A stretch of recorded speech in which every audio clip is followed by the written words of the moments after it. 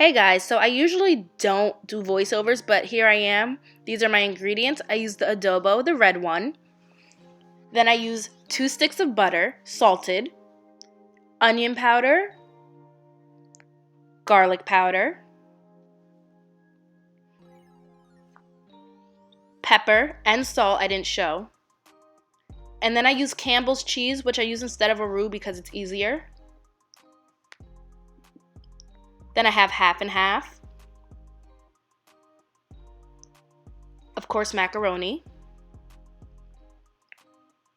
And then I have a mac and cheese blend of cheese, and I also have 6 blocks of cheese. This makes it very easy, and I have 1 egg.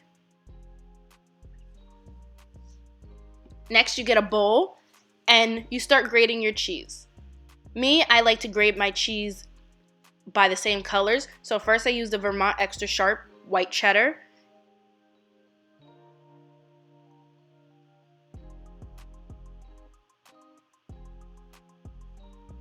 Then I just show I'm using pepper jack and Monterey Jack cheese, and those all go in the same bowl. You can use one big bowl for all your cheeses if you like, but I like to separate them. Then also I have my yellow cheese. I have a sharp cheddar and an extra sharp cheddar. I like the sharpest cheeses because it just tastes better. Then I grate it all, like I just said, into one bowl by color.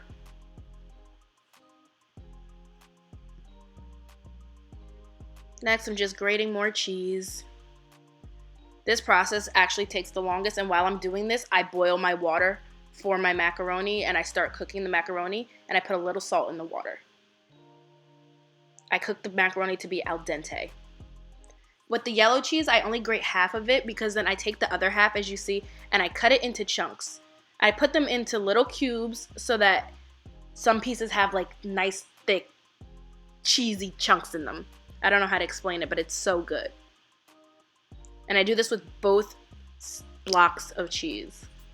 So I grate half of it and then cut the other half into chunks. And I put that in its own separate bowl.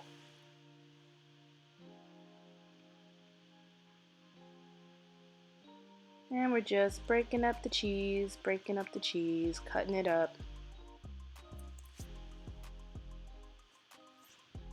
I just wanted you guys to see how big or how small the chunks are that I use.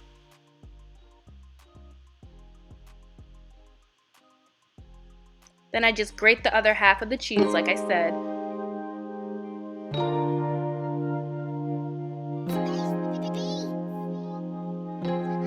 Make sure all the cheese is out. Get it all out of the grater.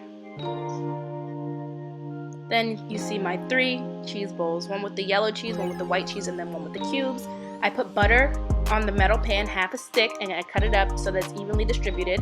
You see I still have half a stick left. Next, I get a small pot. I usually do this over the stove, but it was a weird setup with my camera, so I just showed you right here. I put the cheese sauce, or cheese soup, whatever it's called, into the pot.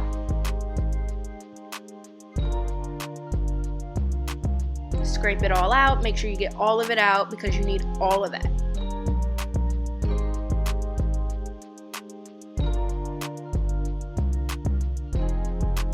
Next, I take my half and half and I fill the can up with the half and half. So it's about the same amount of cheese to half and half ratio. I mix it together to get the rest of the cheese out of there. And I just stir it all up. And then I put it over the stove and stir it while it's on the stove on a low heat so that it's all fully incorporated. And you can see here, it's all fully incorporated. There's still some chunks, I just stir them out.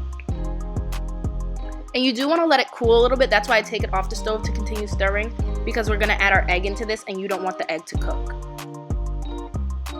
Next, we're going to add in all of our seasonings. I use about a tablespoon or so of each. I eyeball it. I really don't measure, and if I measured, I'd probably do it wrong because it wouldn't taste the same. You know, black people, we don't use measuring spoons. We just do what we feel is right. I usually put a little more adobo than anything, so it was probably about a tablespoon and a half or 2 tablespoons of adobo. And I just mix it all in. Then I'm adding the egg. And you might not see me add all the seasonings, but I did. I just wanted to cut the video down. So all the seasonings are about a tablespoon. And then I already cooked and drained my macaroni and cheese in one big bowl. And I added that mixture, roux-ish, to the mac and cheese.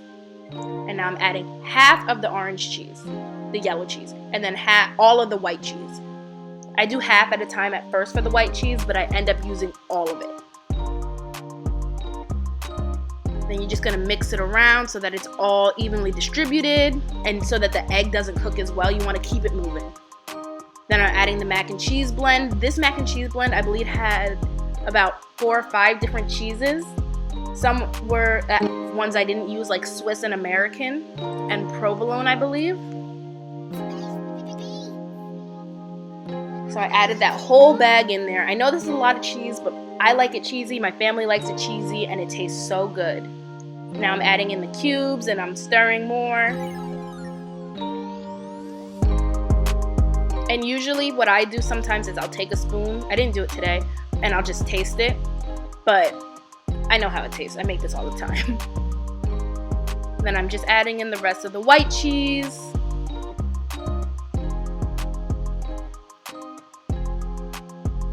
Make sure I get all of that. You don't want to leave any cheese in there because you don't want to waste any. You want to get it all.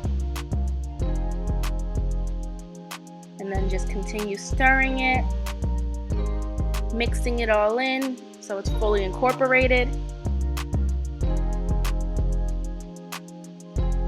Next, I'm adding the rest of that half a stick of butter in. Never have too much butter, just keep adding it in. And the butter will melt, but it might not melt fully, which is fine because it creates butter pockets almost in the mac and cheese, which helps it cook and helps it be a lot more creamy. As you see, I'm just showing you guys what it looks like a little closer.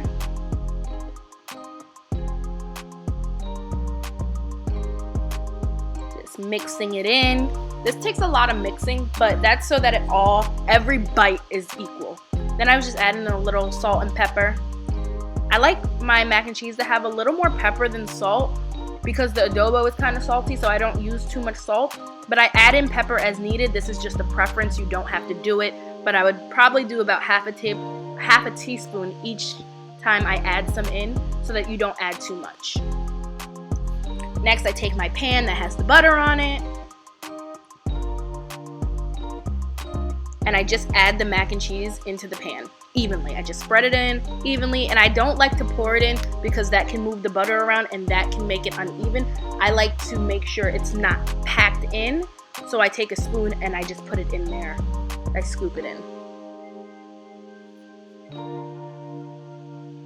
You can see I'm placing it in there into the empty spots. I'm not putting it on top of each other and then spreading it out because that also makes the macaroni pieces break up, and I don't like it to break up and then it's almost like pieces of macaroni instead of a whole macaroni, if you know what I mean. So yeah, we just fill it up in there.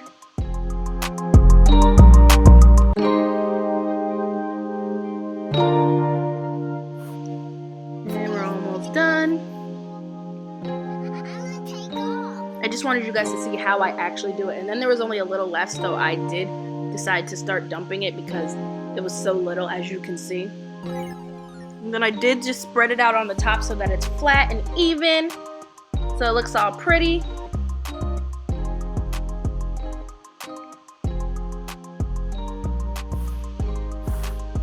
Now I'm just adding some cheese, the rest of the yellow cheese, and also I got some mozzarella out of my fridge. You don't have to have mozzarella. You can save some of the white cheese if you want, but I didn't. So I just got mozzarella out of my fridge and I added it on top with the yellow cheese or orange cheese, whatever it's called, so that it can have a little dimension to it. So it looks like, you know, it has depth.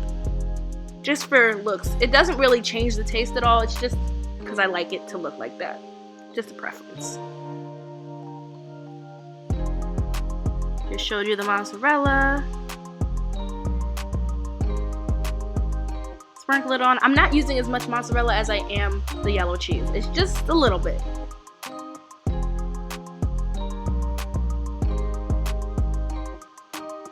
sprinkle it on. I'm a perfectionist, so I like it to look a certain way, or else I'm not happy.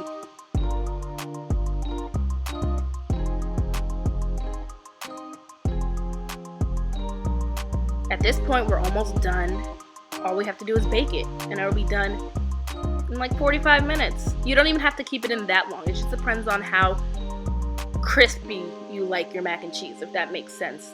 I don't like mine too crisp. I like the top to have a nice char on it, but I don't like it to be dry all the way through.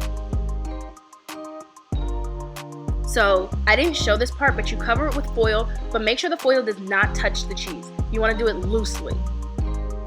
And you add the butter on top. I forgot to say that. A whole stick. I used an entire stick of butter on top, and I just cut up pieces and put it on there. And then you cover it lightly with the foil and put it in the oven for 15 minutes on 350. Then you take the foil off and it should look like this. Then you bake it for another 30 minutes or so until it's crispy, and boom, your mac and cheese is done. Look at that. Isn't it pretty? Thanks for watching, guys. I hope you guys enjoy it. I hope you try it. And if you like it, let me know. Let me know how you make your mac and cheese. If this isn't how you make your mac and cheese, keep the negative comments to yourself. We're all positive over here, and we're just trying to eat well during quarantine. Thanks for tuning in. Bye, guys.